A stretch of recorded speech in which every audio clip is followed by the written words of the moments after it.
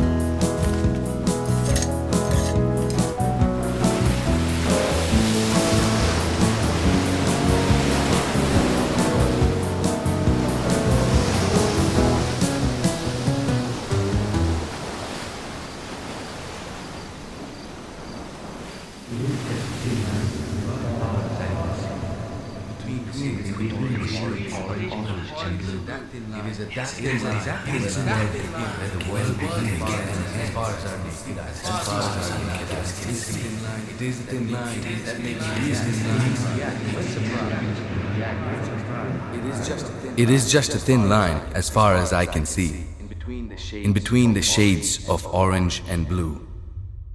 It is at that thin line where the world begins and ends as far as our naked eyes can see. It is a thin line that makes you and me react when surprised. From a string to any object and the sky, they are made of thin lines if you simply divide. Yeah. Guess what? The beach and sunset can make one a poet.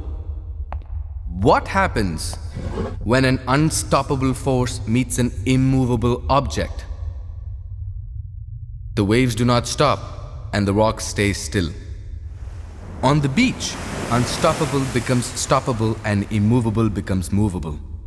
A place where the impossible becomes possible.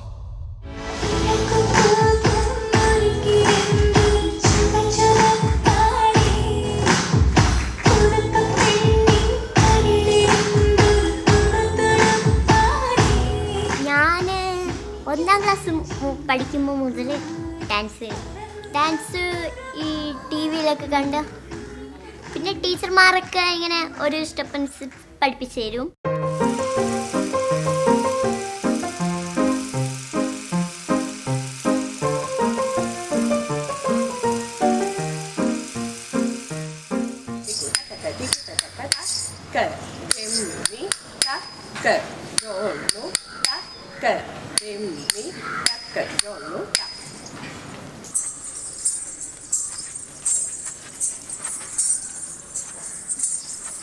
Dancing is fun.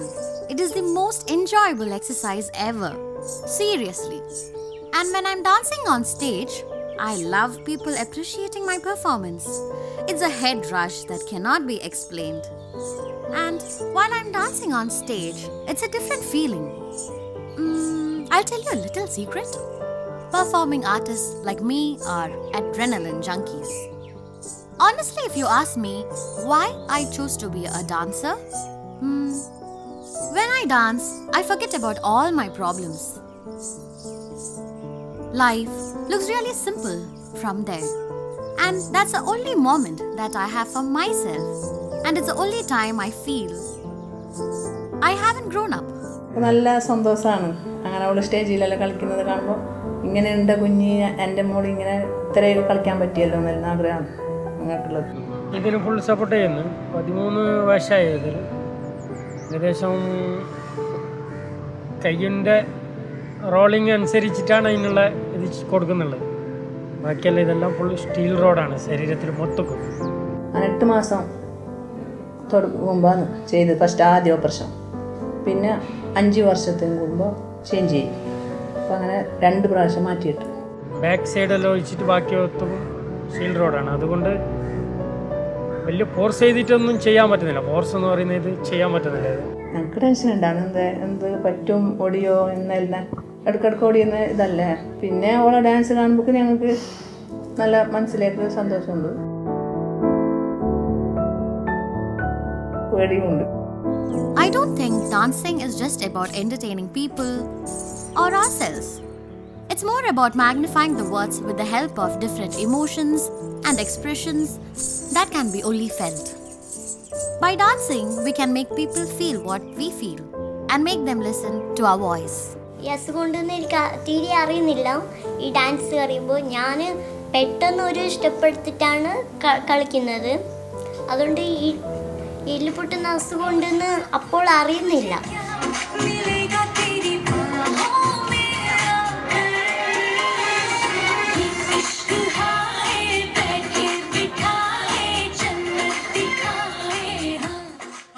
Look at Shamna, who overcomes all her physical challenges to be on stage.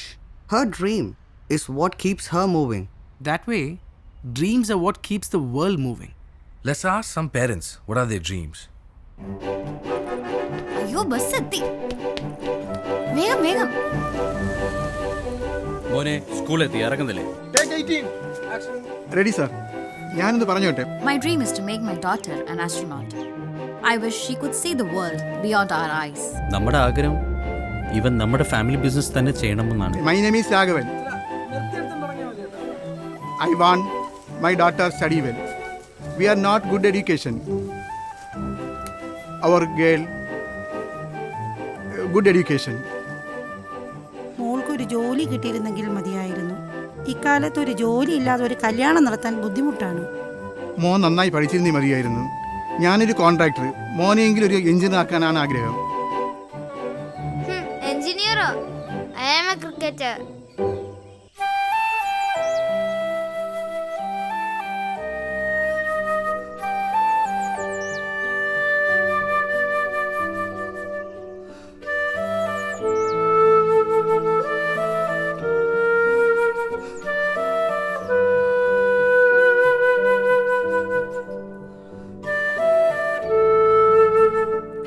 Life stops when you stop dreaming. Hope ends when you stop believing. So dream hope, making hope a reality. I want to be a doctor. എൻ്റെ ജീവിതത്തിലെ ഏറ്റവും വലിയ ആഗ്രഹം ഒരു ടീച്ചറാണ്. എൻ്റെ ആഗ്രഹം ഒരു വലിയ ഗായകനാവണമെന്നാണ്. എനിക്കൊരു ഡോക്ടർ ആവണം. എഞ്ചിനീയറാണ് ആഗ്രഹം. ഗൃഹശാസ്ത്രജ്ഞനാവണമെന്നാണ് എൻ്റെ ആഗ്രഹം. എനിക്ക് പഠിച്ചൊരു വലിയ ഡോക്ടർ ആക്കണം. വൈഷ്ണവിന് മോന് ഭാവിയിൽ എന്താവണം?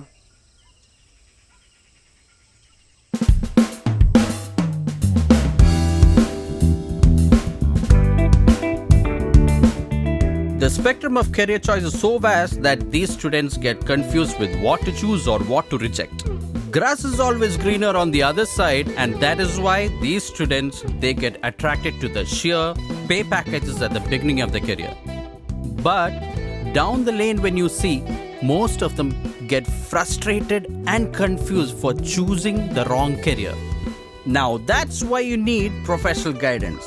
And we as professional guidance help you in choosing your career in a very effective way. We are a panel of experts who analyze your aptitude, skills and interest towards your career.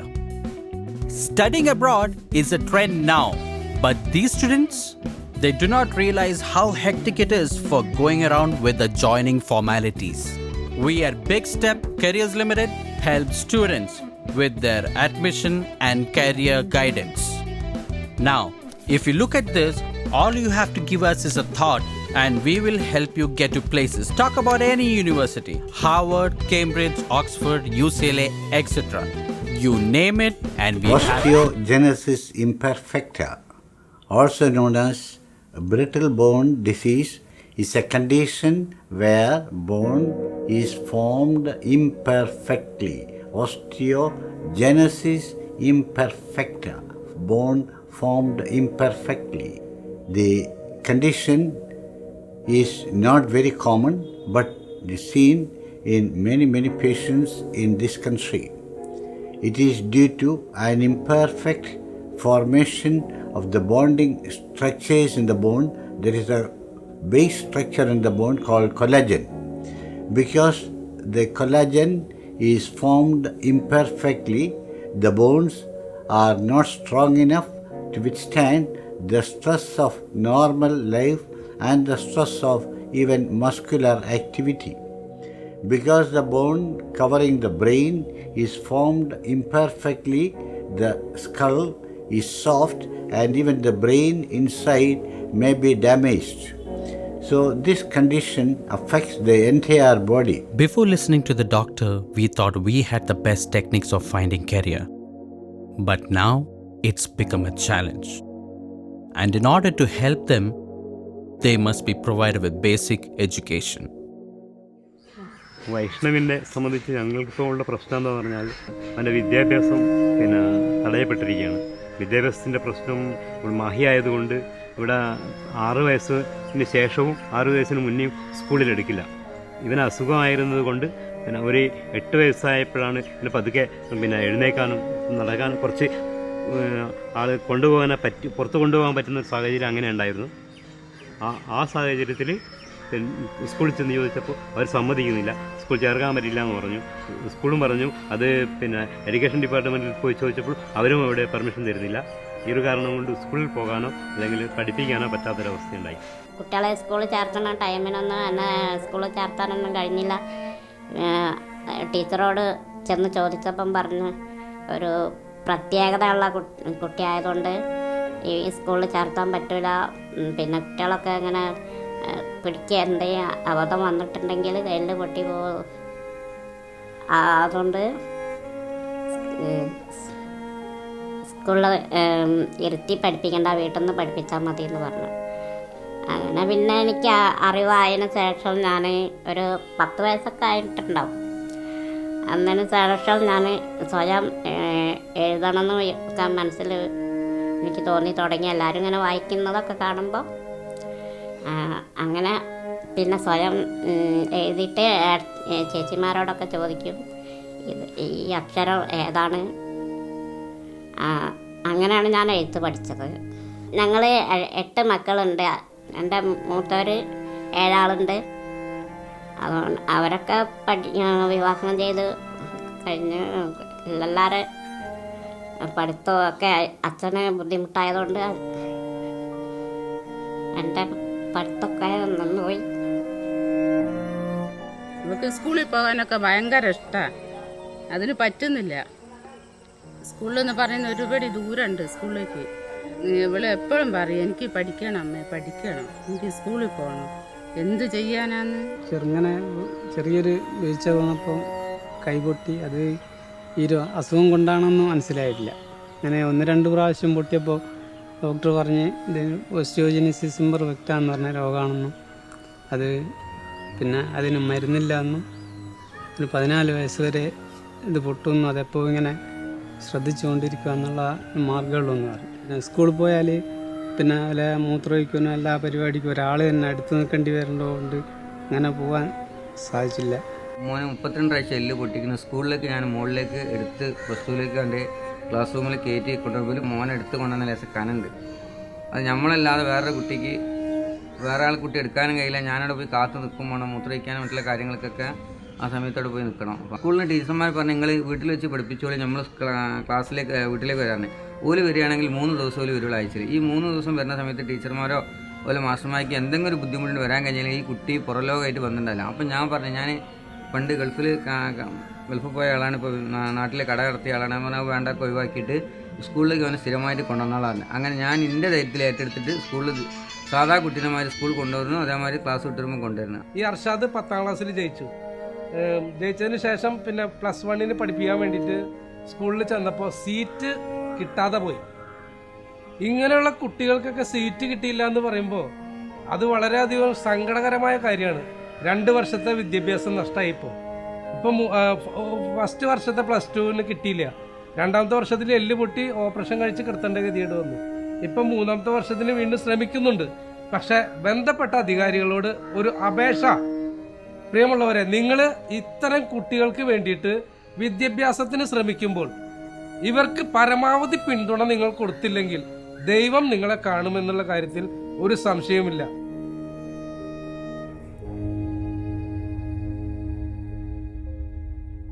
Life is a game where you gamble. And the society we live in is your world. Great people like Mahatma Gandhi, Abraham Lincoln, Nelson Mandela, or even Bob Marley have fought hard for a better tomorrow. They've laid foundation for a stronger future. But what we now have is a house of cards. There cannot be any weakerlings. We do need a change. Change the way we think. And the key to that change is education. വിദ്യാഭ്യാസം കൊണ്ട് മാത്രമേ അവർ ഉദ്ദേശിച്ചപ്പോണോ അവർക്ക് എന്തെങ്കിലും ഒരു തൊഴിൽ ചെയ്യാനോ ജോലി കൊടുക്കാനോ ഗവൺമെൻറ്റിനെ കഴിയുള്ളൂ. അതുകൊണ്ട് അവർ കഴിയുന്നത്ര വിദ്യാഭ്യാസം നേടിക്കൊടുക്കാം.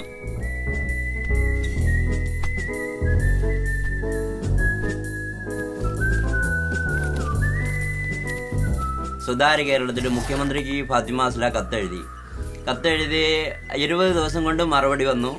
മുളവണ്ടി ഉടനെ കിട്ടും. 10, 15, 20 ദിവസത്തിനുള്ളിൽ കാശ് ഇവിടെത്തി. അതിന് വീല് വെക്കാൻ പൈസ തികഞ്ഞില്ലായിരുന്നു. അതിന് വീണ്ടും എഴുതി. ഞങ്ങൾ വീണ്ടും വീല് വെക്കാനുള്ള പൈസയും കൂടി മുഖ്യമന്ത്രി അയച്ചു തന്നു.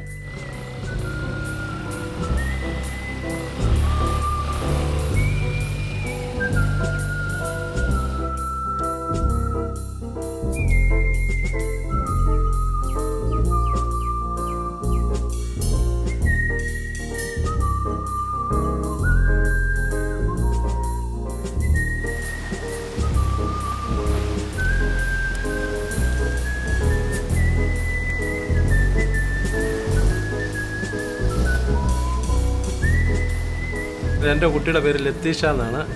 ആ കുട്ടി ഇപ്പോൾ പഠിക്കുന്നത് BCom ഫൈനൽ ഇയർ ആണ്. അവിടം വരെ ചെല്ലുക എന്ന് പറയുന്നത് കഴിഞ്ഞാൽ തന്നെ ഇതുപോലുള്ള ഒരു കുട്ടി ചെല്ലുക എന്ന് പറയുന്നത് തന്നെ വളരെ ബുദ്ധിമുട്ടുള്ള കാര്യമാണ്. അതിന് ഏകദേശം സാധാരണഗതിയിൽ ഒരു 5 വയസ്സായപ്പം 1-ാം ക്ലാസ്സിൽ ചേർക്കുകയും 1-ാം ക്ലാസ്സിൽ ചേർക്കാനായിട്ട് സ്കൂളിൽ ചെല്ലുമ്പം ഇതുപോലുള്ള കുട്ടികളെ ഈ സ്കൂളുകളിൽ എടുക്കുകയില്ല എന്നുള്ള ഒരു ഓർഡർ തരികയും ചെയ്തു. ഞാൻ ആ കുട്ടിയെ വേറൊരു സ്കൂളിൽ നമ്മൾ കൊണ്ടുപോയി ചേർക്കുകയും ആ കുട്ടിയെ 4-ാം ക്ലാസ് വരെ അവിടെ പഠിപ്പിക്കുകയും വീണ്ടും 5-ാം ക്ലാസ്സിലോട്ട് വേറൊരു സ്കൂളിലോട്ട് ആക്കുകയും ചെയ്തു.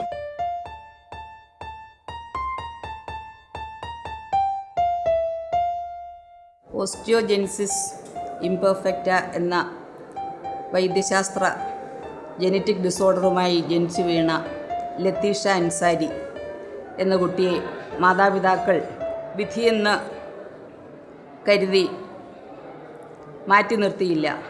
സമൂഹത്തിൻ്റെ മുഖ്യധാരയിലേക്ക് ആ കുട്ടിയെ കൊണ്ടുവരാൻ ആ പാരൻസ് അനുഭവിച്ച ത്യാഗം, അത് സൊസൈറ്റിയിലേക്ക് വരുമ്പോൾ സൊസൈറ്റി അവരോട് എങ്ങനെ റെസ്പോണ്ട് ചെയ്തു എന്നുള്ളതിന് തെളിവാണ് ഇന്ന് ബികോം ഫൈനൽ ഇയർ ടാക്സിൽ പഠിക്കുന്ന ലത്തീഷ അൻസാരി എന്ന കുട്ടി.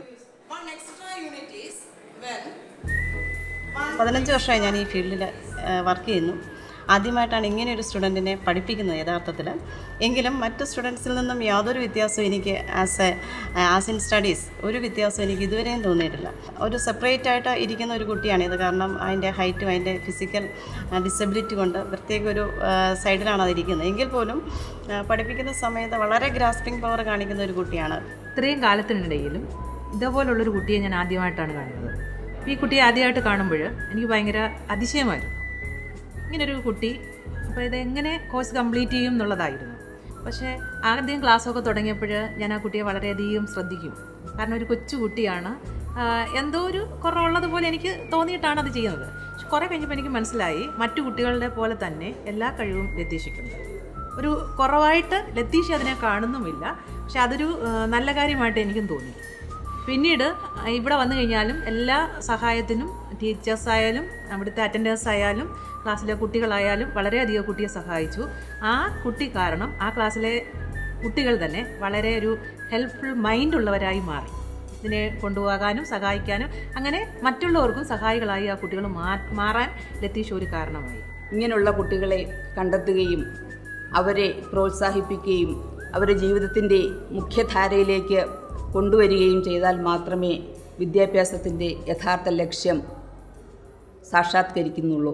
വീട്ടിൽ നിന്ന് ഒരുപാട് ദൂരമുണ്ട് കോളേജിലേക്ക് പോകാൻ വേണ്ടി. അപ്പം കൂടുതലും എന്നെ സഹായിക്കുന്ന എൻ്റെ ഫ്രണ്ട്സ് തന്നെയാണ്. അവർ രാവിലെ ഓട്ടോയിൽ കയറ്റി വിടും.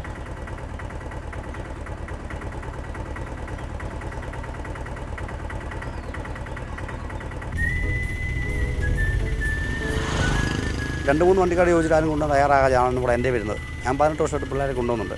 അവിടെ വയ്യാഴിയെ ഞാൻ പരിപൂർണമായിട്ട് ഉൾക്കൊണ്ടാണ് അവളെ കൊണ്ടുപോകുന്നത്. ഇത്രയും വർഷമായിട്ട് കൊണ്ടുപോകുന്നെങ്കിലും ഇന്ന് വരെ ഒരു പോർട്ടൽ പോലും ഏൽപ്പിക്കാതെ ഇത്രയും നാൾ അവളെ കൊണ്ടുപോകാൻ സാധിച്ചത് തന്നെ ദൈവത്തിൻ്റെ അങ്ങേറ്റത്തെ കൃപയും കടാക്ഷവും കൊണ്ടാണ് എന്ന് ഞാൻ വിശ്വസിക്കുന്നു. പിന്നെ എന്നെ നിയോഗിച്ചിട്ടുണ്ടെന്നാണ് ഞാൻ കരുതുന്നത്. എന്നെ ദൈവം വരാൻ നിയോഗിച്ചത് ഇതിനായിട്ടായിരിക്കും. ചിലപ്പോൾ നമ്മളെ കൊണ്ടുപോകാൻ ഞാനായിരിക്കും. ശരിക്കും അതിൻ്റെ അവകാശം എനിക്കായിരിക്കും, എന്നിലായിരിക്കും. എനിക്ക് വയ്യാത്തൊരു കൊച്ചിനോടുള്ള ഒരു പരിഗണന എന്നുള്ളതല്ല, പഠിക്കാനുള്ള അവളെ കഴിവിനെ നമ്മൾ ഒരാളെ പ്രോത്സാഹിപ്പിക്കാൻ ഒരാൾ വേണമല്ലോ. തീർച്ചയായിട്ടും ആ ഒരു സന്തോഷം കൊണ്ടാണ് ഞാൻ അവളെ കൊണ്ടുപോകാൻ തയ്യാറായത്. മാനസികമായിട്ട് അല്ലെങ്കിൽ ശാരീരികമായിട്ട് വൈകല്യങ്ങളുള്ള അല്ലെങ്കിൽ ഇതുപോലെ ബുദ്ധിമുട്ട് അനുഭവിക്കുന്ന കുട്ടികളെ കൊണ്ടുപോകാനും അവരെ കൊണ്ടുപോകാനുമുള്ള ഒരു മനസ്സ് എല്ലാ ഡ്രൈവേഴ്സ് ആണെങ്കിലും ആരായാലും കാണിക്കണമെന്നാണ് എനിക്ക് പറയാനുള്ളത്. കാരണം എന്താ വെച്ചാൽ നമുക്ക് ദൈവം തമ്പുരാൻ തന്നേക്കുന്ന കൈയും കാലും നമുക്ക് എല്ലാ പരിപൂർണമായിട്ട് നമ്മളെ ദൈവം സൃഷ്ടിച്ചിരിക്കുന്നത് എന്താണെന്ന് വെച്ചാൽ ഇങ്ങനെയുള്ള ചില നന്മ പ്രവർത്തികൾ ചെയ്യാൻ വേണ്ടിയാണ്. അത് നമ്മൾ വിനിയോഗിക്കണം. ആദ്യമായിട്ട് കണ്ടപ്പോൾ ഞങ്ങൾ ഓർത്തു ഒരു പാവം കൊച്ച് അധികം മിണ്ടാട്ടോ അങ്ങനെയൊന്നും ഉണ്ടായിരിക്കത്തില്ലാന്ന്. പക്ഷെ അടുത്തറിഞ്ഞപ്പോൾ നല്ലൊരു വായാടി. ഞാൻ ഈ ക്ലാസ്സിലോട്ട് വരുന്നത് ഒരു 2 ദിവസം താമസിച്ചാണ് വരുന്നത്. അപ്പം ലത്തീഷാടി ഇരിപ്പോൾ കണ്ടപ്പോൾ വിചാരിച്ച ഒരു പാവം കൊച്ചായിരിക്കും, ഒന്നും മിണ്ടാതെ ഇരിക്കുകയാണ്. അപ്പം 1-2 തവണ മിണ്ടി കഴിഞ്ഞപ്പോൾ പിന്നെ പുള്ളി അങ്ങ് മിണ്ടാൻ തുടങ്ങിയാൽ പിന്നെ നിർത്തത്തില്ല, അതുപോലെ അങ്ങ് പറഞ്ഞുകൊണ്ടിരിക്കും. കൂടുതലും എന്നെ സഹായിക്കുന്ന എൻ്റെ ഫ്രണ്ട്സ് തന്നെയാണ്. കോളേജിൽ എന്ത് പരിപാടി ഉണ്ടെങ്കിലും എന്നെ പ്രോത്സാഹിപ്പിക്കുന്ന അവർ തന്നെയാണ്. എന്നെ സഹായിക്കുന്നത് ഫുൾ ഫ്രണ്ട്സാണ്. കെസിയ എന്ന് പറഞ്ഞാൽ എനിക്കൊരു കൂട്ടുകാരിയുണ്ട്. അവള് എനിക്ക് ബാഗ് എടുക്കാനൊന്നും പറ്റില്ല, ബാഗ് എടുത്ത് നടക്കാനൊന്നും പറ്റില്ല. എന്നാലും ഞാൻ നടക്കും. എന്നാലും അവളാണ് എനിക്ക് ബാഗ് എടുത്ത് 2 ബാഗും അവളെടുത്ത് ഞങ്ങളുടെ 4ാമത്തെ നിലയിലാണ് ക്ലാസ്. അപ്പോൾ അവിടെ നിന്ന് തൊട്ട് താഴത്ത് വരെ എടുത്ത് എന്നെ അവിടെ ഇരുത്തിയിട്ട് എൻ്റെ അമ്മ വരുന്നവരെ നോക്കി ാണ് അവൾ പോകുന്നത്. ലത്തീഷയെ പോലുള്ള ഒത്തിരിയധികം കുട്ടികളുണ്ട്, പക്ഷെ നമുക്ക് അറിയില്ല, ഇവിടെ മാത്രമേ പരിചയമുള്ളൂ. അതുകൊണ്ട് തന്നെ അങ്ങനെയുള്ളവരെ നമ്മൾ നമ്മുടെ കൂട്ടത്തിൽ കൂട്ടുകയും നമ്മളിൽ ഒരാളായി കാണുകയും ചെയ്യണമെന്നാണ് എൻ്റെ അഭിപ്രായം.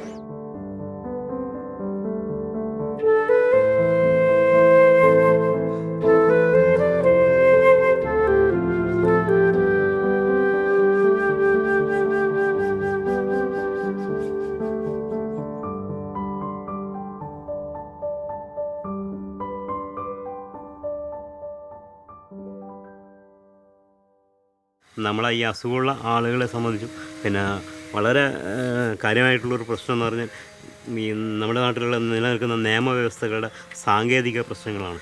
അത് എന്താണെന്ന് പറഞ്ഞാൽ പിന്നെ ഇപ്പം കഴിഞ്ഞ പ്രാവശ്യം നമ്മൾ തിരുവനന്തപുരത്ത് നമ്മുടെ മീറ്റിങ്ങിൻ്റെ അകത്ത് പിന്നെ മുഖ്യമന്ത്രി പങ്കെടുത്തിരുന്നു, ഉമ്മൻചാണ്ടി. അദ്ദേഹം അവിടെ വെച്ച് ഒരു തീരുമാനം എടുത്തു, ക്യാബിനറ്റിൻ്റെ തീരുമാനം. നമ്മളെ ഈ അസുഖമുള്ള ആളുകളുടെ അമ്മമാർക്ക് പിന്നെ ഒരു പെൻഷൻ എന്നൊരു പരിപാടി ചെയ്യാമെന്ന് പറഞ്ഞിട്ട് ഒരു പ്രഖ്യാപനം ഉണ്ടായി. അന്ന് ഇതിനകത്ത് ഒരു ക്യാബിനറ്റിൻ്റെ അകത്ത് പാസ്സാക്കുകയൊക്കെ ചെയ്തതാണ്. നമ്മുടെയൊക്കെ വിളിച്ച് പറയുകയും ചെയ്തു, ഇത് ശരിയായി ഇങ്ങനെ ഒരു പരിപാടി ചെയ്യാം, നമ്മൾ അമ്മമാർക്ക് വേണ്ടിയിട്ട് ഫണ്ട് കൊടുക്കാമെന്നൊക്കെ പറഞ്ഞിട്ടുണ്ട്. പക്ഷേ ഇപ്പോഴും ഈ പ്രാവശ്യം നമ്മൾ പോയപ്പോൾ അറിയാൻ കഴിഞ്ഞത് എന്താ വെച്ചാൽ അത് നിയമമാക്കാൻ പിന്നെ സാങ്കേതിക തടസ്സങ്ങൾ ഉണ്ടെന്നും അത് മന്ത്രിമാർ തമ്മിലുള്ള അല്ലെങ്കിൽ ഉദ്യോഗസ്ഥന്മാർ തമ്മിലുള്ള പ്രശ്നങ്ങളുടെ അടിസ്ഥാനത്തിലായിരിക്കാം. എന്തായാലും അത് നിയമമാക്കാൻ പറ്റിയിട്ടില്ലെന്നും അത് വികലാംഗ കമ്മീഷൻ്റെ പിന്നെ അധ്യക്ഷനായിട്ടുള്ള അദ്ദേഹം പറഞ്ഞതെന്ന് വെച്ചാൽ അത് നിയമമായിട്ട് ഞങ്ങളുടെ കയ്യിൽ വന്നാലേ ഞങ്ങൾക്ക് ഫണ്ട് കൊടുക്കാൻ പറ്റുള്ളൂ. അത് നിയമമാകണമെങ്കിൽ എന്ത് ചെയ്യണമെന്ന് പറഞ്ഞാൽ നിയമസഭയ്ക്കകത്ത് പാസ്സാക്കണം. അതിന് കുറേ സാങ്കേതിക പ്രശ്നങ്ങളുണ്ട്. അതേപോലെ എല്ലാ തരത്തിലുള്ള സാങ്കേതിക പ്രശ്നങ്ങളുമാണ് നമ്മൾ അഭിമുഖീകരിക്കുന്ന ഇത്തരത്തിലുള്ള ആളുകൾ അഭിമുഖീകരിക്കുന്ന ഏറ്റവും വലിയ പ്രശ്നം. ഈ വർഷം സ്കൂളിൽ ചേർത്തപ്പോൾ ഇങ്ങനെ ഇരുന്ന് പഠിച്ചുകൊണ്ടിരുന്ന അവൾ കൈയെടുത്ത് ഇങ്ങനെ ഒരു അടി കൊടുത്തപ്പോൾ ഈ ശബ്ദം നമുക്ക് കേൾക്കാം. അതാണ് ഏറ്റവും വലിയ ബുദ്ധിമുട്ട്, ഒടിയുടെ ശബ്ദം. ഇടയ്ക്ക് ഞാൻ ഇരിക്കണമല്ല, എനിക്ക് എപ്പോഴും കേൾക്കാം. ഒച്ച കേൾക്കുമ്പോൾ ഞാൻ അവിടെ മുഖത്തേക്ക് നോക്കും. അപ്പോഴേ പറയുമ്പോൾ എനിക്കിവിടെ എന്തോ ഒരു ഒച്ച കേട്ടെന്ന് പറയും. ഒടിയാതിരുന്നാൽ മതിയായിരുന്നു, നമുക്ക് എന്തുകൊണ്ട് സാധിച്ചത്. ഞങ്ങൾ ഈ എല്ല് പൊട്ടുന്ന സന്ദർഭത്തിൽ വളരെ ചെറുപ്രായത്തിൽ കിട്ടുകിട്ടുകിട്ട അങ്ങനെ ഒടിയാണ് ചെയ്യുക. ഒരു സ്ഥലത്തൊടിയ അങ്ങനെയല്ല. ആ ഒടിയുന്ന സന്ദർഭത്തിൽ അവരുടെ ഒരു വേദന, അവരുടെ ഒരു കരച്ചിൽ, അതൊക്കെ കേൾക്കുമ്പോൾ അത് താങ്ങാൻ കഴിയാത്ത അത്രയും വിഷമങ്ങൾ ഉൾക്കൊണ്ട് നമ്മൾ ജീവിക്കുകയായിരുന്നു. ഒരു 4 ചുമരിനകത്ത് എന്ന് തന്നെ പറയാം. ഇപ്പൊക്കാണെങ്കിൽ പ്രസവിച്ച് 1.5 മാസമായപ്പോൾ തുടങ്ങിയതാണ് ഈ അസ്ഥി പൊട്ടുന്നത്. അസ്ഥി പൊട്ടി ഞങ്ങളിത് അറിയുന്നില്ല ഇങ്ങനത്തെ ഒരു അസുഖമാണെന്നുള്ളത്. അപ്പോൾ ഡോക്ടറെ അടുത്ത് കൊണ്ടുപോയപ്പം ഞങ്ങൾ പറഞ്ഞതാണ്, അവളെ കരച്ചിലെല്ലാം കണ്ടപ്പോൾ ഞങ്ങൾ ഓർത്ത് എന്തോ പിന്നെ പറ്റിയതാണ്. അപ്പോൾ എന്തോ പൈതാരങ്ങ കുത്തിയാന്ന് ഞങ്ങൾ ഓർത്ത്. 1.5 മാസമല്ലേ ആയിട്ടുള്ളൂ.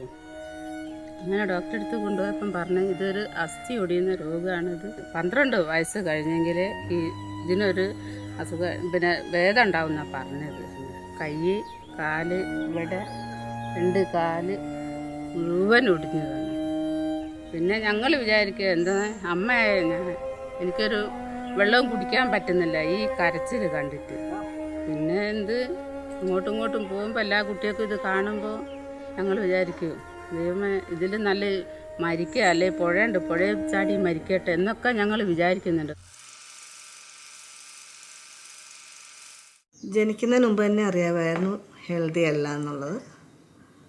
ജനിച്ചു കഴിഞ്ഞ് 15 ദിവസമായപ്പോഴത്തേക്കും ഡയഗ്നോസ് ചെയ്തു അസുഖം എന്നാന്നുള്ളത്. അപ്പോൾ അവൾക്ക് മെൻ്റലി അവൾ സ്വല്പം റിട്ടാർഡഡ് ആണ്. പിന്നെ ഫിസിക്കലി അവൾക്ക് ഓസ്റ്റിയോജെനസിസ് ഇംപെർഫെക്റ്റ ഉണ്ട്. ഫ്രാക്ചർ ഒരുപാടായി, വളരെ ഏറ്റവും സിവിയർ കേസ് അതാണ് അവളുടേത്. പഠിക്കാനും സ്കൂളിൽ വിടാനും ഒന്നും ഞങ്ങൾക്ക് സാധിച്ചിട്ടില്ല. എനിക്ക് സ്കൂളിൽ പോകാൻ വളരെ ഇഷ്ടമാണ്. സ്കൂളിൽ വിടാൻ അവൾ ചോദിക്കാറുണ്ട് ഞങ്ങളുടെ അടുത്ത്. പക്ഷേ വിടാനായിട്ട് സാധിച്ചിട്ടില്ല. 3 കുട്ടികളാണ് ഞങ്ങൾക്ക്, 3 പെൺകുട്ടികൾ. ഇളയാളാണ് മറിയ.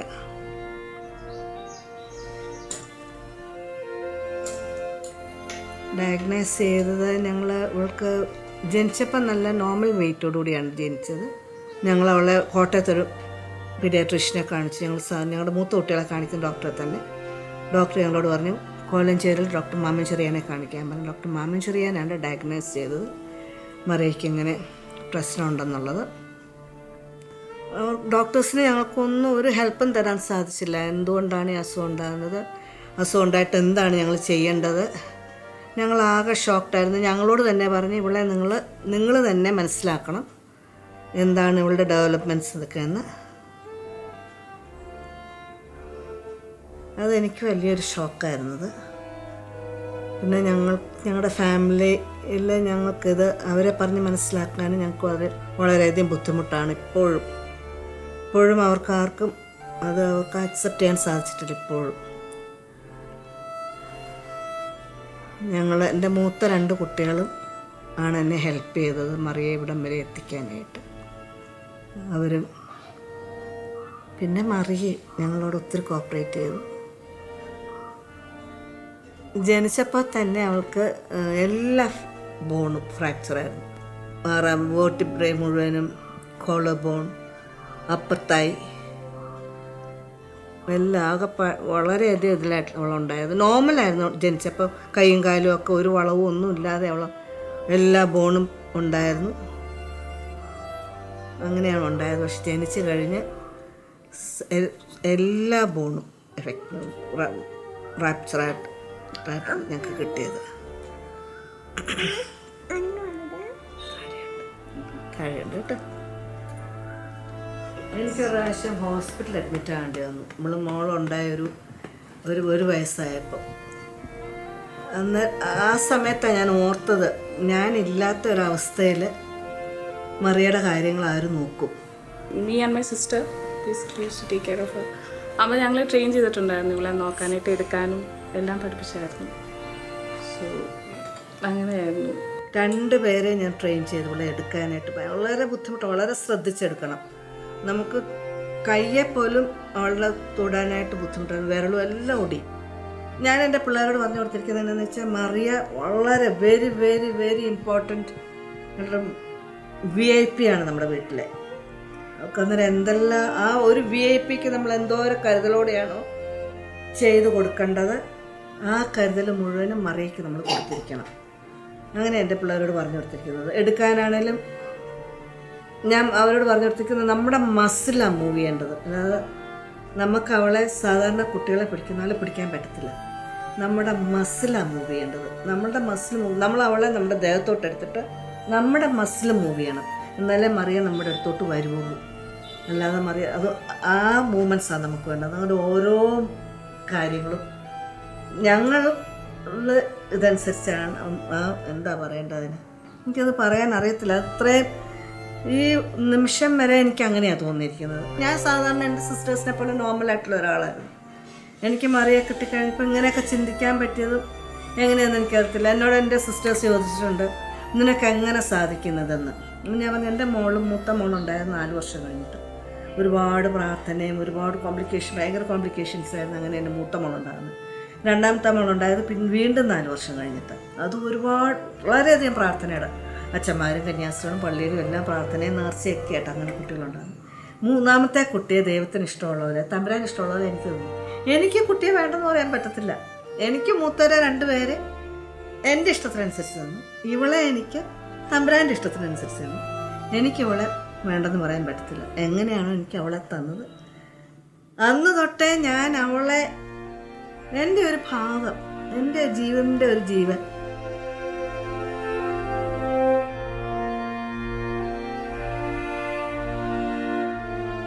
ഇപ്പം എന്നോട് പറഞ്ഞു, ജർമ്മനിയിലെ വീൽ ചെയറിൻ്റെ സ്റ്റേ കേസ് കയറും. ഞാൻ പറഞ്ഞു, ആ വീൽ ചെയർ എൻ്റെ മോക്ക് പറ്റുകയില്ല, വീൽ ചെയർ കയറാനായിട്ട്.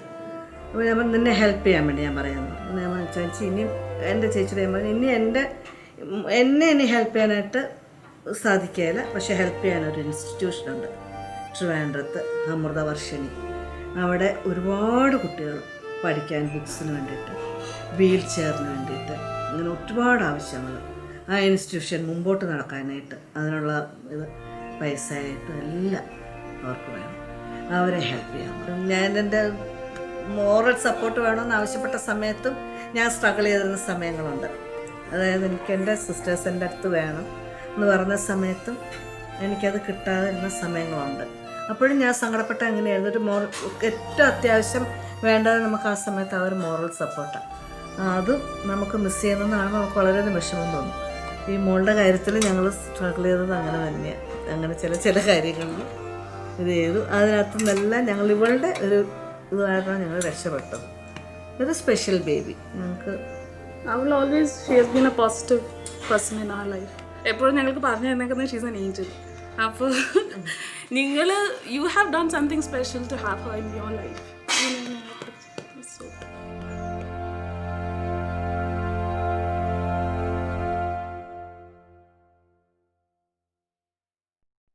എനിക്ക് 46 വയസ്സായി. ചെറുപ്പത്തിൽ ഒരു 4 വയസ്സ് വരെയൊക്കെ ഞാൻ നടന്നിട്ടുണ്ട്. അമ്മ പറഞ്ഞിട്ടുണ്ട് പ്രസവം കഴിഞ്ഞ് 21 ദിവസം ആകുന്ന സമയത്ത് ബീച്ച് ഹോസ്പിറ്റലിൽ കൊണ്ടുപോയിട്ടുണ്ട് പരിശോധനയ്ക്ക്. അവിടെ നിന്നാണ് പറഞ്ഞത് എല്ല് ഉറപ്പില്ലാത്ത കുട്ടിയാണ്, അതുകൊണ്ട് വളരെ ശ്രദ്ധിക്കണം. രാവിലെ ചൂല് ചവിട്ടി വീണു പോയതാണ്. അന്നേരം കാലിൻ്റെ തുട പൊട്ടി. അന്ന് അച്ഛൻ ബീച്ച് ആസ്പത്രിയിൽ കൊണ്ടുപോയെന്ന് കുറേ ദിവസം അഡ്മിറ്റാക്കി. അവിടുന്ന് പ്ലാസ്റ്ററൊക്കെ ഇട്ട് വീട്ടിലേക്ക് വന്ന് പിന്നെ പ്ലാസ്റ്റർ വെട്ടി കഴിഞ്ഞാൽ ഞാൻ നീങ്ങി നിറങ്ങി ഒക്കെ പറമ്പിലും ഒക്കെ നീങ്ങി നിറങ്ങി പോകും. എൻ്റെ ആവശ്യങ്ങൾക്കൊക്കെ മുട്ട് തേഞ്ഞിട്ടും ഒക്കെ പോകും. എൻ്റെ ഇഷ്ടങ്ങൾക്ക് എല്ലാ സ്ഥലത്തും കൊണ്ടുപോകാറുണ്ടായിരുന്നു.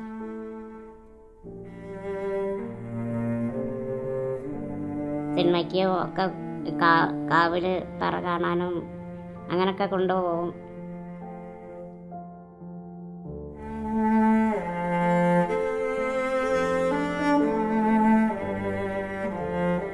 പന്ത്രണ്ട് വയസ്സ് വരെയൊക്കെ എല്ലാവരും എടുത്ത് കൊണ്ടുപോകാറുണ്ടായിരുന്നു. പിന്നെ 2 കാലും ഒന്നിച്ച് പൊട്ടി പറ്റ അവസ്ഥയായപ്പോൾ പിന്നെ എടുക്കാനൊന്നും ഞാൻ അനുവദിക്കില്ല. എനിക്ക് വേദന സഹിക്കാൻ പറ്റില്ല എന്ന് പറഞ്ഞിട്ട് പിന്നെ അവരാരും എടുക്കാറില്ല. തന്നെ ഓരോ മാസം എന്ന് പറഞ്ഞാൽ ഹോസ്പിറ്റലിൽ നിൽക്കുക ചെയ്യുക. പിന്നെ വീട്ടിൽ അപൂർവമായിട്ടേ ഉണ്ടാവുള്ളൂ. അമ്മയും ഞാനും എപ്പോഴും ആസ്പത്രിയിലാണ് ഉണ്ടാവുക. ചെറിയ വീടായിരുന്നെന്ന് നിലത്ത് പായട്ടിട്ട് കിടക്കുക ചെയ്യുക.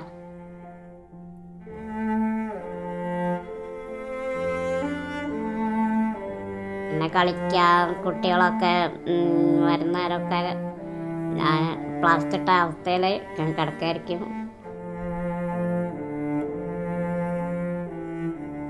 പ്ലാസ്റ്റൊക്കെ വെട്ടി കഴിയുമ്പോഴത്തേക്ക് പിന്നെ അടുത്ത ചതലൊക്കെ പിടിച്ച് നാശമായിട്ടുണ്ടാവും. പായൊക്കെ കട്ടിലൊന്നും ഉണ്ടായില്ല.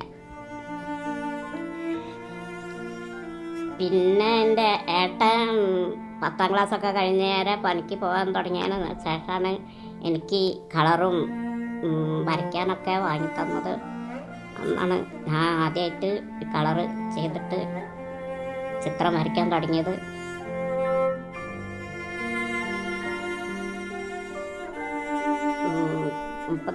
മുപ്പത്തേഴ് വയസ്സൊക്കെ സമയമാകുമ്പോഴാണ് എൻ്റെ ചിത്രങ്ങളൊക്കെ പ്രദർശനത്തിന് കൊണ്ടുപോയത്. അവിടെ കുടൽ നടക്കാവ് സ്കൂളിൽ വെച്ചിട്ട് ഒരു പ്രദർശനം ചെയ്ത ലോകരറിയാൻ വേണ്ടിയിട്ട് അവർ ചെയ്തതാണ്. അങ്ങനെയാണ് ടി വിക്കാരും പത്രക്കാരൊക്കെ അറിഞ്ഞു തുടങ്ങിയത്. അങ്ങനെ അവരൊക്കെ ഇടയ്ക്കിടയ്ക്ക് വന്ന് എല്ലാ ആളറിയുന്ന ഇതായി. ഈ പടിഞ്ഞാത്തുമേത്തിൽ വീട്ടിൽ ഇങ്ങനെ ഒരാൾ ഉണ്ട് എന്നുള്ള അറിയപ്പെട്ടത് അതിന് ശേഷമാണ്.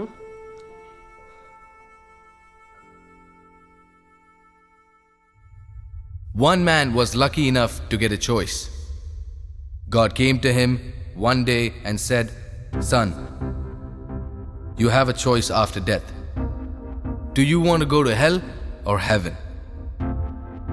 He said he wanted to see both the places before he could decide.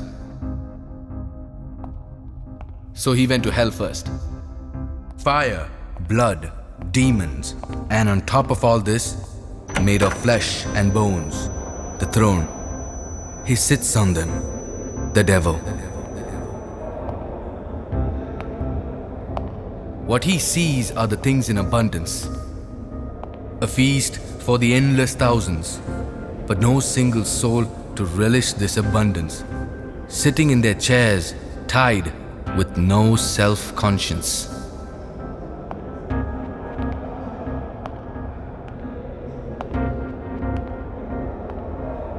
On his way to heaven, no blood, no fire, no demons.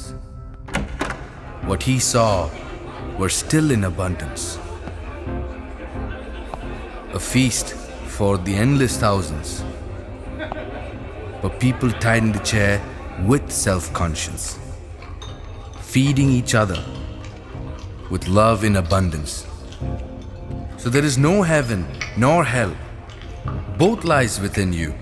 It's just a state of mind that prevails. So as far as we are here, why don't we make heaven for the others?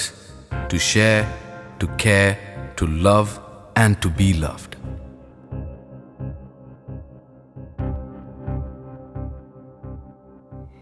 ഞാനൊരു ദിവസം രാവിലെ എൻ്റെ ഏട്ടൻ്റെ മോളിൻ്റെ അടുത്ത് നിൽക്കുമ്പോൾ ഞാൻ പറഞ്ഞു, ഈ എല്ല് പൊട്ടി പോകുന്ന അസുഖമുള്ള ആളുകൾക്ക് ഒരു സംഘടന അങ്ങനെ ഒന്നുമില്ല. അപ്പോൾ അതിനൊരു സംഘടന വേണമെന്നാണ് എനിക്ക് തോന്നുന്നത്.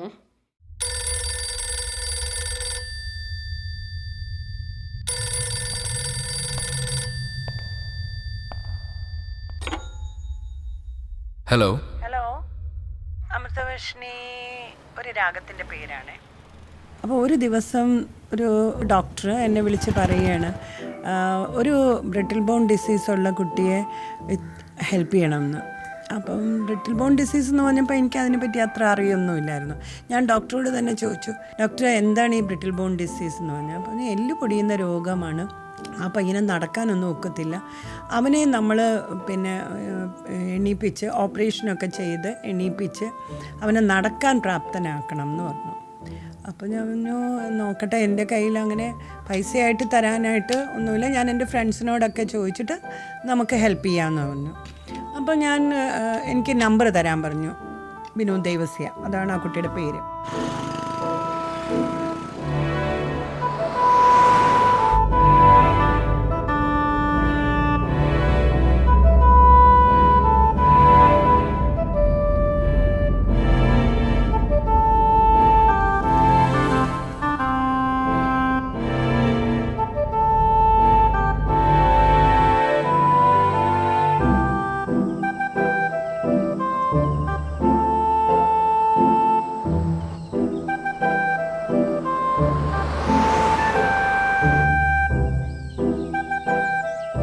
ഞാനും ബിനുവും ബാല്യകാല സുഹൃത്തുക്കളാണ്. ഞങ്ങൾക്ക് രണ്ടുപേരും സെയിം ഏജാണ്.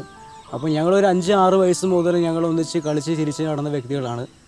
ഞങ്ങളെക്കാൾ മുമ്പ് സൈക്കിൾ ചവിട്ടാനും ഞങ്ങളെ പഠിപ്പിച്ച വ്യക്തിയാണ് ബിനു.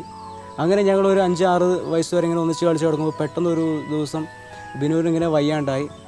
കൈകാലുകളുടെ അസ്ഥികളെല്ലാം ഇങ്ങനെ പൊട്ടുന്ന ഒരു അസുഖം വന്നു. ഒരു ടേപ്പ് റിക്കാർഡ് വരെ ഇങ്ങനെ വിരൽ അമർത്തുമ്പോൾ തന്നെ കൈയുടെ വിരലിൻ്റെ അസ്ഥികൾ ഇങ്ങനെ ഒടിഞ്ഞു. അങ്ങനെ അവൻ വല്ലാണ്ട് ഇങ്ങനെ കിടപ്പിലായി. അത് ഞങ്ങൾക്ക് ഞങ്ങൾക്ക് വളരെയധികം വേദനയായി തീർന്നു ഞങ്ങൾക്ക്. ഏതാണ്ട് 10-18 വർഷത്തോളമായിട്ട് ബിനു ഇങ്ങനെ തന്നെയായിരുന്നു. പുസ്തകങ്ങളാണെങ്കിൽ തന്നെ ഞങ്ങളൊക്കെ എടുത്തു കൊടുത്ത പുസ്തകങ്ങളായിട്ട് തന്നെ ബിനു വായിക്കും. ക്ലബ്ബുകളിലൊക്കെ പോയി ചില പുസ്തകങ്ങളൊക്കെ നമ്മൾ എടുത്തു കൊടുക്കുമായിരുന്നു. അതൊക്കെ വായിച്ചു. പിന്നെ ഒരു സാക്ഷരതയുടെ സാറ് വന്നാണ് ബിനുവിനെ വായിക്കാനൊക്കെ പഠിപ്പിച്ചത്. ഈ വായിക്കാൻ പഠിച്ചത് ബിനുവിൻ്റെ ജീവിതത്തിൽ വളരെ മാറ്റമായിരുന്നു. അവന് കൂടുതൽ സമയം ബെഡിൽ തന്നെയായിരുന്നു. ഞങ്ങൾ അവൻ്റെ അടുത്ത് പോയി ഇരിക്കുക, അവനോട് സംസാരിക്കുക, ഓരോ കാര്യങ്ങൾ ഷെയർ ചെയ്യുക, അങ്ങനെയൊക്കെ പോയിക്കൊണ്ടിരുന്നു. അപ്പോൾ അങ്ങനെ കവിതയ്ക്ക് ഇങ്ങനെ സീരിയസ് ആയിട്ട് എഴുതി. അപ്പോൾ ഇതിൻ്റെ കവിതയ്ക്ക് ഒരു ചില സ്ഥലത്തെ പ്രധാന ചില ജേർണലിസ്റ്റുകൾ അങ്ങനെയുള്ളവർക്ക് അറിഞ്ഞ് ഇവനെ കാണാൻ വന്നു. ഇവൻ്റെ കവിതകളെല്ലാം വായിച്ചു. ഇവനെ ഒരു പ്രോത്സാഹനം കൊടുത്തു. അങ്ങനെ ഇവൻ്റെ ഒരു ഡോക്ടറുണ്ട്. ആ ഡോക്ടറെ പേരറിയില്ല. അദ്ദേഹം മുഖാന്തരം ഇവൻ്റെ കവിതകളെല്ലാം ബ്ലോഗിൽ അപ്ലോഡ് ചെയ്തു. അത് മുഖാന്തരം സൈബർ ലോകത്തുള്ള എല്ലാവരും ഇവൻ്റെ കവിതകളൊക്കെ വായിക്കാൻ തുടങ്ങി. എന്നെപ്പറ്റി ഒരു പത്രത്തിൽ വാർത്ത കൊടുത്തു. അപ്പോൾ അത് കണ്ടിട്ടാണ് എന്നെ ചികിത്സിക്കുന്ന ഹരി ഡോക്ടർ വരുന്നത്. 1.5 വയസ്സ് തൊട്ട് ഓസ്റ്റിയോജെനസിസ് എന്ന് പറയുന്ന അസുഖം ഉണ്ട്. അത് കാരണം അങ്ങനെ പുറത്ത് പോയി എഴുതാനോ പഠിക്കാനോ അങ്ങനെയൊന്നും സാധിച്ചിരുന്നില്ല. എല്ലാം വീട്ടിൽ ഇരുന്ന് തന്നെയായിരുന്നു. ഒരു ഒറ്റപ്പെട്ട ഒരവസ്ഥയായിരുന്നു എനിക്ക്. അപ്പം അങ്ങനെയാണ് എഴുത്തിലേക്ക് മാറുന്നത്. അതിന് എന്നെ സഹായിച്ചത് സാക്ഷരതാ മിഷൻ്റെ പ്രേയർക്ക് വിജയകുമാർ സാറാണ്. സാറ് വന്ന അക്ഷരങ്ങളെല്ലാം പഠിപ്പിച്ച് അങ്ങനെയാണ് എഴുതി തുടങ്ങുന്നത്. വെറുതെ 1-2 വരി എഴുതിയപ്പോൾ അങ്ങനെ ഒരു ദിവസം എൻ്റെ അമ്മേൻ്റെ ചേട്ടത്തിൻ്റെ മോളുണ്ട്, മൃദുല എന്ന് പറയും. അപ്പോൾ ചേച്ചി വന്നിട്ട് അത് കണ്ടിട്ട് പറഞ്ഞു, നല്ല വരികളാണ്, അത് ഒരു ബുക്കിലേക്ക് എഴുതി വെക്കണം എന്ന് പറഞ്ഞു. അങ്ങനെ എഴുതി തുടങ്ങി. മോഹം, എനിക്കതെന്നും ഒരു മോഹമാണ്. കണ്ണെത്താത്ത ദൂരത്തോളം പരന്നങ്ങനെ കിടക്കുന്നൊരാ ജലസംഭരണിയാം കടൽ കാണാൻ. തുടിക്കുന്ന ഹൃത്തടം, തിരയോരോന്നും ഉയരുന്നതും കരയിൽ പതയുന്നതും അതിലൻ കാൽപാദങ്ങൾ നനയുന്നതുമെല്ലാം കാണാനായി എൻ ഹൃത്തടം തുടിക്കുന്നു. മനസ്സിലായി ഉയരുന്ന തിരകളും കണ്ണിലായി നിറയുന്ന നനവുകളും മാത്രമാ മോഹത്തിന് കൂട്ടെന്നറിയുന്നു ഞാൻ. ലൈച്ചേച്ചിനെ 2007 ഏപ്രിൽ മാസം തൊട്ട് പരിചയമുണ്ട്. എൻ്റെ ഒരു ബ്ലോഗ് വഴിയാണ് ലൈച്ചേച്ചി എന്നെ പരിചയപ്പെടുന്നത്. ഒത്തിരി നാളത്തെ പരിചയത്തിന് ശേഷമാണ് ലൈച്ചേച്ചി മുഖാന്തരമാണ് ധന്യയെ പരിചയപ്പെടുന്നത്. അതിന് ശേഷം അതുല്യ എന്നെപ്പറ്റി കേട്ടിട്ട് അതുല്യ എന്നെ വിളിക്കുന്നു. എൻ്റെ ഒരു റിപ്പോർട്ട് മലയാള മനോരമയിലുണ്ടായിരുന്നു. അപ്പോൾ അത് കണ്ടിട്ട് ഡൽഹിയിൽ നിന്ന് ഒരു ചേട്ടൻ എനിക്കൊരു ലെറ്റർ ചെയ്തു. ഒരു ബിനു ദേവസ്യ എന്ന് പറഞ്ഞ ഒരു ചേട്ടനുണ്ട്. ആ ചേട്ടനും ഓയാണ്. അങ്ങനെ ഈ അസുഖം ഒരുപാട് പേർക്കുണ്ടെന്നൊന്നും എനിക്കറിയില്ലായിരുന്നു. ഞാൻ ആദ്യം കാണുന്ന ആളാണ് ബിനു ചേട്ടൻ. എനിക്കതിന് മുന്നേ അങ്ങനെ ഒരാളായിട്ട് അടുപ്പം ഇല്ലായിരുന്നു. ഓയിൽ ആദ്യമായിട്ട് കാണുകയാണ് ഈ ഡിസീസുള്ള ഒരാളെ. അപ്പം ഞാൻ ബിനു ചേട്ടനെ ആ നമ്പറിലോട്ട് വിളിച്ചു. അപ്പോൾ സംസാരിച്ചു. അങ്ങനെ ബിനുചേട്ടൻ അറിയുന്നൊരു ചേച്ചിയുണ്ട്, ലത എന്നാണ് പേരെന്ന് പറഞ്ഞു. അപ്പോൾ കുറച്ച് ദിവസം കഴിഞ്ഞപ്പോൾ ആ ലത ആൻറ്റി എന്നെ കോൺടാക്ട് ചെയ്തു. അങ്ങനെ ലത ആൻറ്റിയോട് കുറേ സംസാരിച്ചു. ലത ആൻറ്റിയാണ് പറഞ്ഞത് ധന്യയുണ്ട്, ബിനുണ്ട്. About myself for Amritavarshini what ready അതാണ് ടെൽ ക്ലിയർലി നോ പ്ലീസ്. ഒരു ആദ്യത്തെ ഒരു starting problem. Okay myself I'm Danya Ravi, brought up in Bangalore, hometown Palakkad, Kerala. I've been studying at home all these years. Right now I'm 23 years. I have a forum called Malayalam Songs Lyrics. A couple of me and my friends were doing it. I was doing an admin role over there. I just read an article about Binu Devasya. And the article also had links to his poems where all his poetry was showcased in a blog. The blog also conveyed how to get in touch with Binu. I just got in touch with her. Her name was given as Lata Nair. I just emailed her and asked how can I help Binu, and I want to know more about Binu. ഞാൻ പറഞ്ഞു എനിക്കൊന്നും അറിയില്ല, just എൻ്റെ ഫ്രണ്ട്സിൻ്റെ കയ്യിൽ നിന്ന് financial aid തരാമെന്നുള്ള ആരോടെങ്കിലുമൊക്കെ ചോദിച്ചിട്ട് നമുക്ക് പോകാമെന്ന്. ഒരു ദിവസം എന്നോട് ചോദിച്ചു, എനിക്ക് ആൻറ്റീനെ കാണണം, എനിക്കൊന്ന് വീഡിയോ ഇതിൽ വരുമോ എന്ന് ചോദിച്ചു. പക്ഷേ ആ കുട്ടി ഇതുവരെ എനിക്ക് ആരാണെന്നോ ഒന്നും പറഞ്ഞൊന്നും തന്നിട്ടില്ല എന്നത്. കാരണം അതിൻ്റെ വേ ഓഫ് ടോക്കിങ്, ബിഹേവിയർ എല്ലാം നോക്കിയാൽ she is doing some professional course എന്നുള്ളത് നമുക്ക് തോന്നും. ഡാൻസർ, ഇപ്പോൾ ഒരു സിംഗറും കൂടി, ഭയങ്കര എല്ലാത്തിലും PhD ആണെന്ന് തോന്നുന്നു. ആ 3-4 മാസങ്ങൾ കഴിഞ്ഞിട്ടാണ് ഇവളുമായിട്ട് അടുക്കുന്നത്. അപ്പോൾ ഞാൻ പറഞ്ഞു, നീ എന്നെ പറ്റി എല്ലാം അറിഞ്ഞു, എൻ്റെ മകളെ പറ്റിയിട്ടൊക്കെ അറിഞ്ഞു, ഇനി നിന്നെ പറ്റിയിട്ടുള്ളത് എന്താ റിവീൽ ചെയ്യാത്തതെന്ന് ചോദിച്ചു. എൻ്റെ പ്രൊഫൈലിൽ ഉണ്ട് ആൻറ്റി ഒന്ന് നോക്കുമെന്നാണ്. ഞാൻ പറഞ്ഞു, എനിക്ക് പ്രൊഫൈലൊന്നും നോക്കണ്ട, നിനക്ക് പറയാൻ പറ്റുമെങ്കിൽ പറഞ്ഞാൽ മതി എന്ന് പറഞ്ഞു. അപ്പം she said she is having Osteogenesis Imperfecta. That time I was so shocked. എന്നിട്ട് അവൾ കുറേ ഫോട്ടോസൊക്കെ അയച്ചു തന്നു. അത് കണ്ടു കഴിഞ്ഞപ്പോൾ എനിക്ക് ഭയങ്കര വിഷമം തോന്നി. അപ്പോൾ അവളോട് എനിക്കൊരു സിമ്പത്തറ്റിക്കൽ ആറ്റിറ്റ്യൂഡല്ല തോന്നിയത്. എന്താ ചെയ്യാൻ പറ്റുന്നത്? 2 കുട്ടികളായി ആയിട്ട്. അപ്പോൾ ഇനി എന്താ നെക്സ്റ്റ് ചെയ്യണം എന്നുള്ളത് ഇങ്ങനെ ആലോചിക്കുമ്പോഴാണ് കോഴിക്കോട് നിന്നൊരു അതുല്യ എന്ന് പറഞ്ഞ ഒരു മോള് വിളിച്ചു. അപ്പോൾ അവളും വിളിച്ചിട്ട് അവളും ആണെന്ന് പറഞ്ഞു.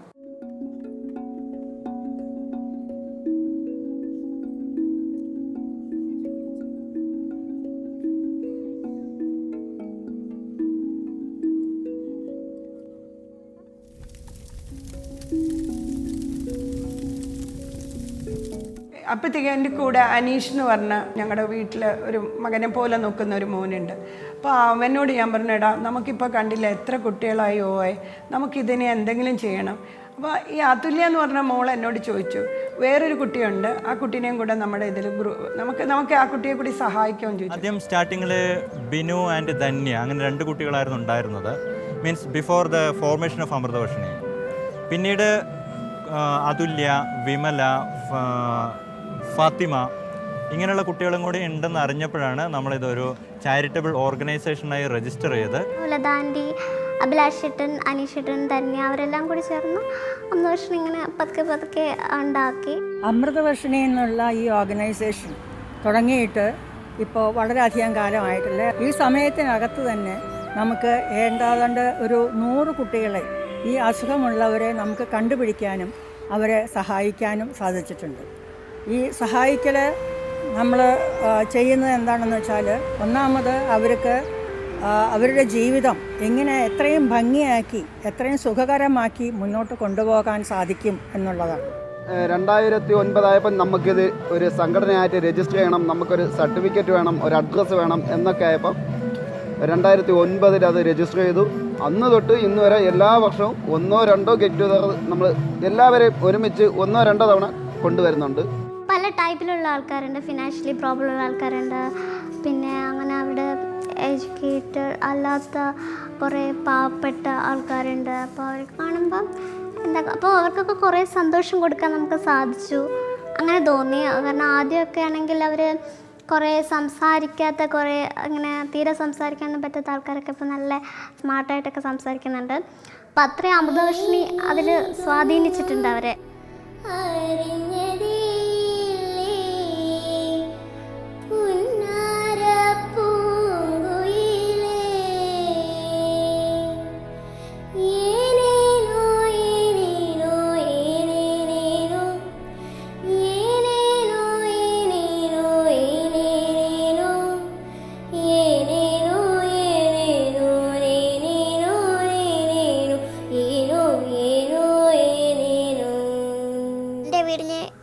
ഒരിക്കലും ഞാൻ പോയിട്ടില്ല. അമൃതവർഷിണി എന്നീ ഈ പരിപാടി വന്നത് കാരണം എനിക്ക് പുറം ലോകവുമായി ബന്ധപ്പെടാൻ സാധിച്ചു. എന്നെപ്പോലെ അസുഖമുള്ളവർ പുറം ലോകത്തും ധാരാളമുണ്ട് എന്നത് എനിക്ക് മനസ്സിലായി. ഏനുണ്ടോടി അമ്പിളിച്ചന്തം, ഏനുണ്ടോടി താമരച്ചന്തം, ഏനുണ്ടോടി മാരിവിൽ ചന്തം, ഏനുണ്ടോടി മാമഴച്ചന്തം, കമ്മലിട്ടോ പൊട്ട് തൊട്ടോ ഏനിതൊന്നും അറിഞ്ഞതേയില്ലേ പുന്നാര പൂങ്കുയിലേ. തുല്യ ധന്യ അവരുടെ പരിപാടി കണ്ടിരുന്നു. അപ്പോൾ അങ്ങനെയാണ് അമൃതവർഷിനെ കുറിച്ച് അറിഞ്ഞത്. പക്ഷേ അന്ന് ഞാൻ അതിൻ്റെ അഡ്രസ്സൊക്കെ എടുക്കാൻ വിട്ടുപോയിരുന്നത്. അതിന് ശേഷം വൈഫ് എൻ്റെ ഫോൺ നമ്പർ എടുത്ത് വെച്ച് അങ്ങനെ ഞാൻ മാഡത്തിനെ വിളിച്ചു. ഒരു ദിവസം രജിസ്റ്റർ ചെയ്യാനായിട്ട് ഞാൻ വിളിച്ചപ്പോൾ പറഞ്ഞ് നിങ്ങൾ ഇങ്ങോട്ട് വരിക, ഇവിടെ ഒരു പരിപാടി കണ്ടക്ട് ചെയ്തിട്ടുണ്ട്, 3 ദിവസത്തെ ഒരു കൂട്ടായ്മയാണ്, അത് അതിനകത്ത് പങ്കെടുത്തിട്ട് നിങ്ങളെ പങ്കെടുത്ത് നോക്കാം, മറ്റുള്ള സ്ഥലങ്ങളിൽ നിന്നെല്ലാം ധാരാളം ആൾക്കാർ വരുന്നുണ്ട് എന്ന് പറഞ്ഞു. അവിടെ വന്ന് കണ്ടു കഴിഞ്ഞപ്പോൾ തന്നെ എൻ്റെ മനസ്സ് ഭയങ്കര സന്തോഷമായി. ഭയങ്കര സന്തോഷം. ഈ കുട്ടികളെല്ലാം കണ്ടു കഴിഞ്ഞ്, കുട്ടികളെ കാണുന്നത് തന്നെയല്ല, ലതാ മാമിൻ്റെ അപ്രോച്ച്, ഓരോ കുട്ടിയുടെ ഓരോ കാര്യങ്ങളിലുമുള്ള ആ ശ്രദ്ധ, ആ കുട്ടികളോടുള്ള പ്രതിബദ്ധത, കുട്ടികളോടുള്ള ആ സ്നേഹം, അത് ഞാൻ കണ്ടത് തിരുവനന്തപുരത്ത് വന്ന് ഈ പരിപാടിയിൽ പങ്കെടുത്തപ്പോഴാണ്. ചേച്ചി കൂടുതലും വിളിച്ചങ്ങൾ അതാ നിങ്ങൾ വന്ന് ഇവിടെ വന്ന് കാണണം എന്ന് പറഞ്ഞു. അവിടെ ചെന്ന് കണ്ടപ്പോഴാണ് നമുക്ക് ഇവൾക്ക് ഇങ്ങനെയൊരു ഇതല്ലേ ഉള്ളെന്നൊരു അങ്ങനെ ഒരു മനസ്സിനൊരു അതാണ് ഏറ്റവും വലിയൊരു ഇപ്പോഴും സമാധാനം. ഇവർ കിട്ടി ഞാൻ ഒരുപാട് വിഷമിച്ചിട്ടുണ്ട്. പക്ഷേ അമൃതവർഷിണി എന്ന പ്രോഗ്രാമിൽ വന്നതിന് ശേഷം എനിക്ക് ഒരുപാട് മാറ്റം വന്നു. കാരണം എനിക്ക് ചെറിയ ഇത് മാത്രമേ ഉള്ളൂ എന്ന് തോന്നുന്നു. ഇവർക്ക് പൊതുവിലിങ്ങനെ ഞങ്ങൾ മാത്രമല്ല എന്നുള്ളൊരു ധാരണയും പിന്നെ കുറേ ആൾ ഇങ്ങനെ ഉണ്ട് എന്നുള്ള ഒരഭിപ്രായം കൊണ്ട് അവരുമായിട്ടൊക്കെ ഇടയ്ക്കിടയ്ക്ക് ബന്ധപ്പെടുന്നതുകൊണ്ടുള്ളൊരു മാനസികമായൊരു ഇതുണ്ട്, ഒരു സുഖം അനുഭവപ്പെടുന്നുണ്ട് അവർ. ഈ ലോകത്തിൻ്റെ ഏത് ഭാഗത്തുള്ള കുട്ടികളായാലും, അപ്പോൾ നമ്മുടെ ജില്ലയിലായാലും അല്ലെങ്കിൽ കേരളത്തിൽ മൊത്തമുള്ള ഇങ്ങനെ അസുഖമുള്ള കുട്ടികളൊക്കെ ഈ വിവരങ്ങൾ അറിയിച്ച് എല്ലാവരെയും ഈ അമൃതവർഷിണിയുമായിട്ട് ബന്ധപ്പെടുത്തി കൊണ്ടുപോകണം എന്നുള്ളതാണ് എൻ്റെ ആഗ്രഹം. I hope one day there could be a community where they all stay together. They have their workshops there together. Teachers could come in and teach them. Now they are in so many different places. Even if I want to go ahead, I can only go to one child. But if all these children are there together in the community, within an enclosed place, with the government, there's so much of land. Maybe a government can, go ahead and give them some land for just children with this weakness. Somebody could sponsor huts or houses or workshops for them there. Maybe I can build a couple of houses for them. So when they're all there together, they make umbrellas. You can have an umbrella factory there for them. They could be sitting at home or there itself doing these things. They'll become, they'll live on their own. They don't want, honestly, none of these kids are saying, we want money. Nobody's asking for money. They say, show us a way. We want to go ahead and live on our own. Show us the way. That's all we need. That's all what we are trying to do. Wakey, wakey, wakey, all you lazy people still in bed. 7 a.m. and you're listening to Walking Mind on Conscience Radio. Thought of the day, smile at every person you meet. Alright. So as a part of Self-Realization Day celebration, try to help a person who is weaker than you. Good and evil resides in you. Love and hate is a part of you. Do whatever you are doing with awareness. Because then you will realize how strong you are. With that thought here, we shall leave you with a song. But don't you remember, from the first time that we were actually planning to film, when we actually went there, I actually felt really sad, and then you see their encouragement in it, their inspiration to move on. They forgot that they have that problem. I was crazy. I swear I was crazy.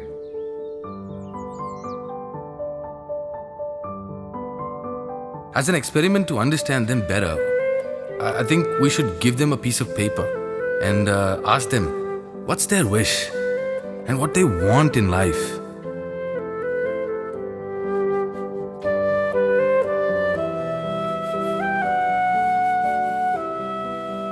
Exposure. They need exposure because their talent should not be kept in a closed circle.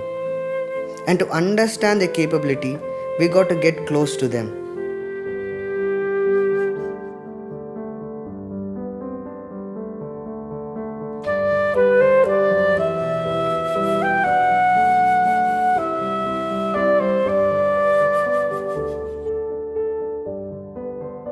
Not just be with them, I feel also,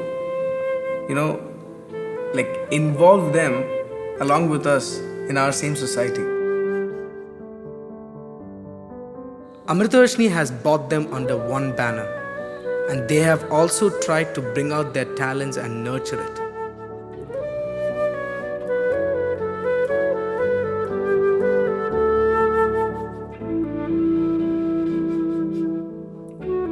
But I believe that they can do a lot more than that.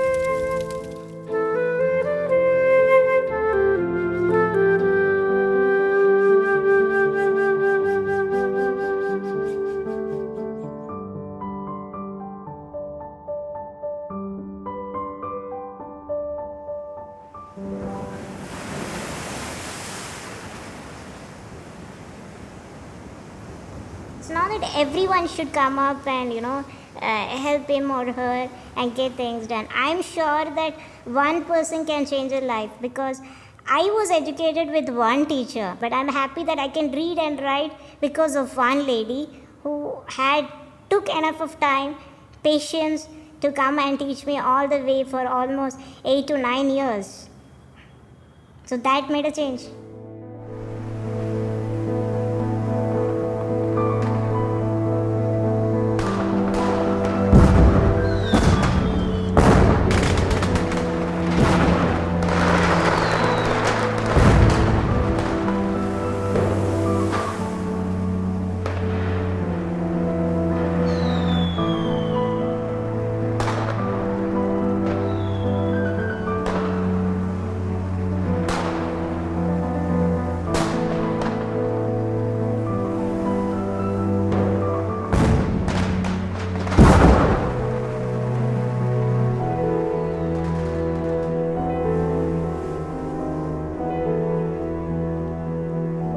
കുഞ്ഞുങ്ങളെന്ന് പറയുമ്പോൾ അവർ വളരെ ചൈതന്യം സ്ഫുരിക്കുന്ന ഊർജ്ജസ്വലരായ കുസൃതി തുടുപ്പുകളായിട്ടാണ് നമുക്ക് തോന്നുന്നത്. The other side of the coin എന്ന് പറയുന്ന ചലനശേഷി നശിച്ച ആളുകളൊക്കെയാണ്.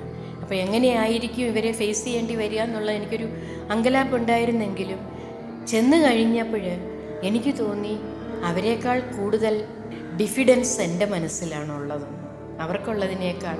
കാരണം അവർ വളരെ ആ ഒരു പോസിറ്റീവ് ആറ്റിറ്റ്യൂഡ് ടുവേർഡ്സ് ലൈഫ് എന്ന് പറയുന്ന അവരുടെ ഓരോരുത്തരുടെയും മുഖത്ത് കാണുമായിരുന്നു.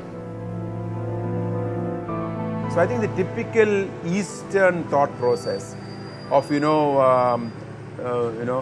oh poor guy, what do we do? Let's give him something. That is not what is required today. One needs to go into a model where you're talking of these are the talents that that individual has. So each individual needs to be looked at separately to see what we can do, not to support that individual, what we can do to bring out the capabilities of that individual. കഴിവുള്ള കുട്ടികൾ എന്ന് പറയുമ്പോൾ ഒരു നടക്കാനോ അല്ലെങ്കിൽ ശാരീരികമായ പരിമിതികൾ ഉണ്ടെങ്കിലും അതിനെയെല്ലാം എക്സൽ ചെയ്യുന്ന തരത്തിലുള്ള ഏതെങ്കിലും ഫാക്കൽറ്റി ഡെവലപ്പ് ചെയ്ത് വരിക എന്ന് പറയുന്നത് ഈശ്വരാനുഗ്രഹമാണ്. അവർക്ക് സഞ്ചരിക്കാനും അവർക്ക് ബാക്കി ആളുകളായിട്ട് കമ്മ്യൂണിക്കേറ്റ് ചെയ്യാനും എല്ലാം വേണ്ട പദ്ധതികൾ നമ്മൾ ഒരുക്കി കൊടുക്കണം. സമൂഹത്തിൻ്റെ മുഖ്യധാരയിലേക്ക് അവരെ കൊണ്ടുവരണം. ബാക്കിയുള്ള കുട്ടികളെ പോലെ തന്നെ നമ്മൾ അവരെയും കരുതണം. The young lady who gave me this flower and this candle, okay, is actually sitting in a small wheelchair kind of an institution.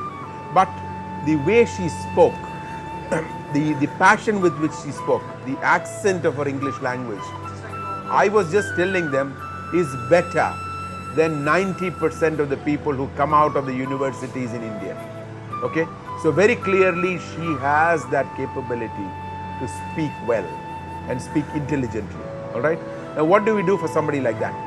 What needs to be looked at is where is it that you need a good voice and then use it there. നേരായ വഴിക്ക് നയിക്കപ്പെടാതെ പോകുന്ന ഒരുപാട് വ്യക്തികളുണ്ട്. I believe if they are guided well in the right way, they can not just be a graphic designer, but one of the best.